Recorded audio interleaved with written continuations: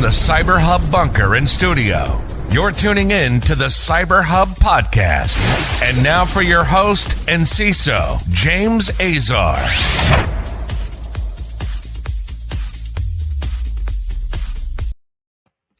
Hey everyone, James Azar here with your Practitioner Brief. It's April 12th, 2021. Welcome to today's show. I hope you had a magnificent, wonderful weekend. And if you watched the Masters, what a tournament. What a finish. What a great way to end the weekend. What a great win yesterday as well. I love the Masters tournament. We have a lot of things to talk about today. Several of them nation-state related, several of them vulnerabilities that could impact or might have already impacted our organizations. We're going to talk about the White House funding CISA with more money, about time, but I don't think it's enough. We spend a lot more giving other countries than we do in investing in our own cybersecurity, something we should be addressing. Attackers are getting very sophisticated in how they target organizations through their websites. The federal chair yesterday on 60 Minutes claims that cyber is the greatest threat to the U.S. economy. This is coming from the Federal Reserve chairman. Iran under nuclear terrorist attack on their Natanz nuclear facility, an Android malware, and an Azure function weakness are all on our agenda today. But before we get started, we are live on Facebook, LinkedIn, and YouTube, so please make sure to comment and subscribe. If you're listening after the fact on your favorite podcast listening platform, please make sure to tune in and subscribe and give us a 5-star rating. You can comment live. We'll bring your comments right here. Today's show is brought to you by our friends over at KnowBe4, Wistic, and the folks over at Ativo Networks. You can see more about them in the show notes below, so make sure to check them out as well. And now, without further ado, our ceremonial cup of coffee in my obviously magnificent Masters cup.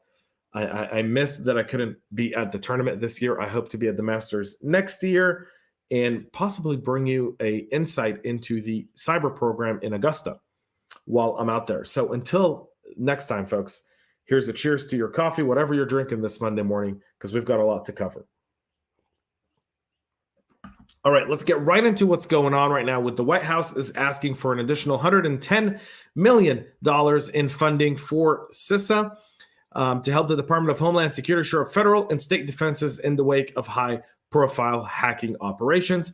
The money would allow CISA to improve its defensive tools, hire more experts, and obtain support services to protect and defend federal information technology systems. This is the acting director of OMP.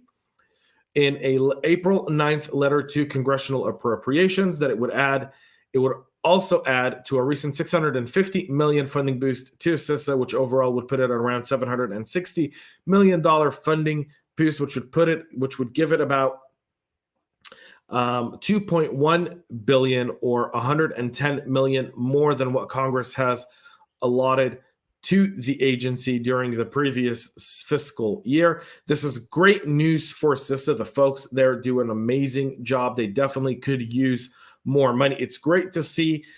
Credit is due. Credit is due. It's great to see the White House take these actions, and hopefully that money gets appropriated quickly and they're able to move forward. We'll move to our next story where attackers are delivering legal threats and IcedID malware via contact form on the website. Threat actors are using legitimate corporate contact forms to send phishing emails that threaten enterprise targets with lawsuits and attempt to infect them with the IcedID info stealing malware. IcedID is a modular banking Trojan that was first spotted in 2017 and was updated to also deploy second-stage malware payloads, including TrickBot, CACBot, and Ryok ransomware. Its operators can use it to download additional modules after infecting a device, steal credentials and financial information, and move laterally across the victim's network to compromise more computers and deploy more payloads.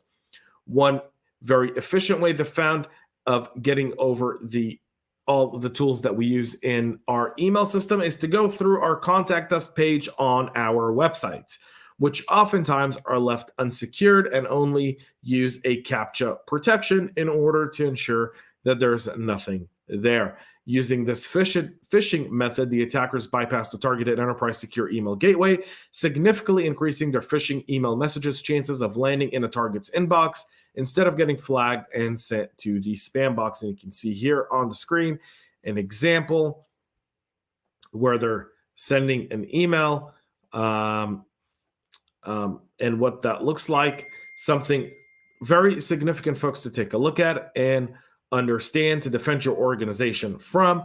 Deploying tools here. For example, having contact us forms go through a sandbox to get scanned and then into the appropriate mailbox might be the right approach. Building in the form through security to have some mitigation, maybe a safe link or a safe attachment would be very effective here as well. In our next story, the federal chair says that cyber attacks are the main risk to the U.S. economy. Federal Reserve Chairman Jerome Powell said that he was more worried about the risk of a large-scale cyber attack than another financial crisis like that of 2008. And that's also, by the way, very, very true. Now, I'm not an economist by no means, and I'm no expert, but our economy pre-COVID was doing unbelievable. We were at the lowest unemployment rate in recorded history. We had income was going up, basic stuff was going up, and it really did help in shore up the economy. COVID came, slowed it down, but now that we're on the back end of COVID, we're just about to get out of it, we're bound to see the economy go up. But what Federal Reserve Chairman Powell talks about, and I don't typically watch 60 Minutes in the U.S., I think that some of their coverage is garbage. What he talked about yesterday is actually very, very true. And this is something where last week on FutureCon, I talked about the CISO dilemma. How do we take this nation state cyber dilemma into the boardroom? How do we not get political yet address the politics of these challenges that exist here? How do we identify and how do we leverage them in order to keep our organizations secure? A large-scale cyber attack on the U.S. in the midst of a financial recovery from COVID could be similar to a 2018 market crash. If multiple large-scale banks in the U.S. got taken offline, if the financial transactions, if you weren't able to withdraw money from an ATM, if you weren't able to pay your bills with a Visa or your MasterCard, that would have significant impact on the U.S. economy. 2-3 days like that could paralyze this economy for years to come. And so that's something very, very significant that he talked about. And it's a great story to kind of forward to your executive leadership today and talk a little bit about it and get the discussion going around the idea of how do we start to deal with these kinds of threats? What are some of our contingencies? How do we really identify this? And how do we work with our federal partners to ensure that if something like this was to ever happen, that we would have a good plan in place to recover from it? Over the weekend, Iran suffers a nuclear terrorism attack that leads to a blackout at their atomic nuclear reactor site. While there was no immediate claim of responsibility, obviously everyone thinks it's the Jews and Israel, where its media nearly uniformly reported that the devastating cyber attack was orchestrated by the country and it caused the blackout. If Israel was responsible, it further heightens tensions between the two nations that already are engaging in a shadow conflict that's been going on for the last 2 decades. Israeli Prime Minister Benjamin Netanyahu, who on Sunday met with U.S. Defense Secretary Lloyd Austin, has vowed to do everything in his power to stop the nuclear deal from taking place, reminding them that last time we did a nuclear deal with Iran, all we did was fund Iran's terror activities across the Middle East. So Ali Akbar Salehi, the American-educated head of Atomic Energy Organization of Iran, who once served as the country's foreign minister, offered what appeared to be the harshest comments of his long career, which included the assassination of a nuclear scientist a decade ago. Iran blamed Israel for these killings. Iran and the U.S., with the European mediators, are currently engaged in nuclear talks, and Iran had, ahead of these talks, sped up more centrifuges to gain more leverage in the negotiation with the Biden administration. And with this setback, that literally takes the leverage that Iran was hoping to bring to the table off the table for negotiations. So it seems to be that this makes a lot of sense from that perspective, and the federal and the U.S. now has essentially been looking at this and wondering how to respond.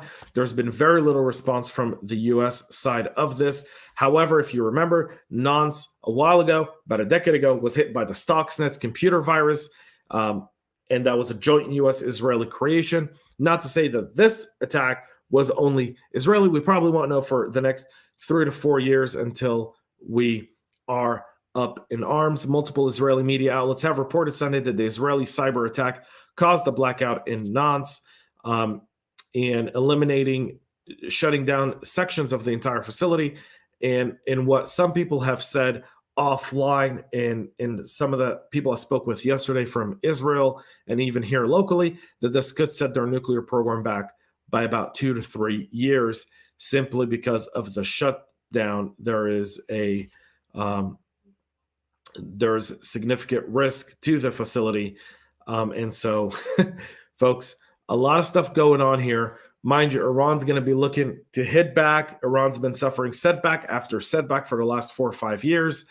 And with Soleimani off the battlefield now, there's significant reasons to believe that Iran doesn't have the capabilities to recover from this, because they don't have Soleimani, his expertise, his network, his connections to recover from this one. We'll move on to the next story today, where an Android malware is found embedded in the APKPure store application, which is essentially a alternative to the Google Play Store. Kaspersky found the malware embedded within an advertising SDK that's included in version 3.7.18.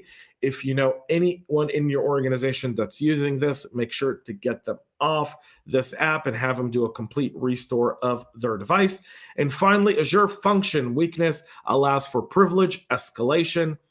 This comes after Microsoft's cloud container technology allows attackers to directly write files, according to researchers. Microsoft's been since December, has been in a heave of back-to-back incident response scenarios. A lot of stuff going on for the folks over at Microsoft. And according to the Azure researchers, which dubbed the bug Royal Flush after a flush to disk limitation that an exploit would need to evade.